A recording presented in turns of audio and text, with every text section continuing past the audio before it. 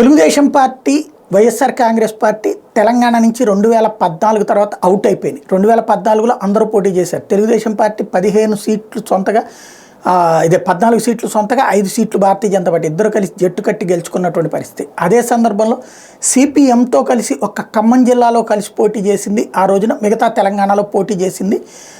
ఆ రోజున వైఎస్ఆర్ కాంగ్రెస్ పార్టీ 3.5% దాకా ఓట్లు వచ్చినాయి. 3 ఎమ్మెల్యే సీట్లు, 1 ఎంపీ సీట్ని సొంతగా, సిపిఎంతో కలిసి 4 ఎమ్మెల్యే సీట్లు, 1 ఎంపీ సీటు గెలుచుకున్నట్టయింది. ఆనాటి పరిణామం అది.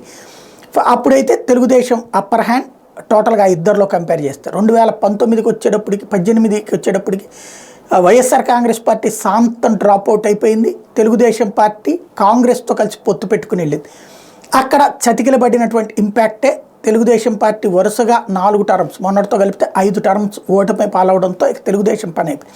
వైఎస్ఆర్ కాంగ్రెస్ పార్టీ అయితే ఆ తెలంగాణ రాజకీయం మాకు వద్దనుకుంది. ఇప్పుడు కాంగ్రెస్ పార్టీ ఆంధ్ర రాజకీయంలో షర్మిలని, తన చెల్లిని తన మీదకే అస్త్రంగా వదిలినప్పుడు ఇప్పుడు జగన్మోహన్ రెడ్డి తెలంగాణ రాజకీయాల్లో జోక్యం చేసుకుంటే ఎట్లుంటుంది? సీట్లు సాధించకపోవచ్చు, కానీ కాంగ్రెస్ ఓట్లు చీల్చే పరిస్థితి ఉంటుంది.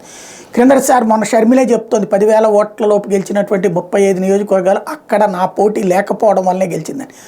ఆవిడకే 10,000 ఉంటే జగన్మోహన్ రెడ్డికి వచ్చేటప్పటికి 20,000 ఉంటాయి. అంత ఉండవు కావు, వాస్తవంగా అయితే అంత ఉండవు.